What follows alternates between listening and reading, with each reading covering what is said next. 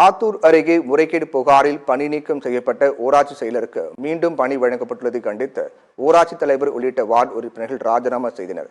திண்டுக்கல் மாவட்டம் ஆத்தூர் ரெட்டியார்சத்திரம் ஊராட்சி ஒன்றியத்துக்குட்பட்ட தர்மத்தப்பட்டி ஊராட்சி செயலராக இன்னாசி என்பவர் இருந்து வந்துள்ளார். இவர் தொடர்ந்து முறைகேடுகளில் ஈடுபட்டு வந்த காரணத்தால் மாவட்ட நிர்வாகம் இவரை கடந்த ஒரு வருடத்துக்கு முன்பு பணி நீக்கம் செய்திருக்கிறது. இந்நிலையில் அவருக்கு தற்போது மீண்டும் அதே ஊராட்சியில் பணி வழங்கப்பட்டுள்ளதாக கூறப்படுகிறது. இதை கண்டித்து தர்மத்தப்பட்டி ஊராட்சி தலைவர் மருதமுத்து, துணைத் தலைவர் கிருஷ்ணன் மற்றும் வார்டு உறுப்பினர்கள் ஆகியோர் ரெட்டியார்சத்திர வட்டார வளர்ச்சி அலுவலர் தலைமையிடம் தங்களது ராஜினாமா கடிதத்தை வழங்கினர்.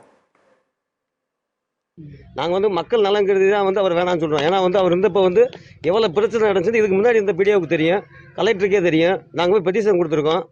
அதெல்லாம் கண்டுக்கிறாமல் நாங்கள் எங்களை இத்தனை மெம்பர்ஸ் இத்தனை தலைவர் இதெல்லாம் கேட்டுக்கிறாம ஒரு ஆளுக்காக ஆஃபீஸர்ஸ் பூராமே ரொம்ப சப்போர்ட் பண்ணுறாங்க.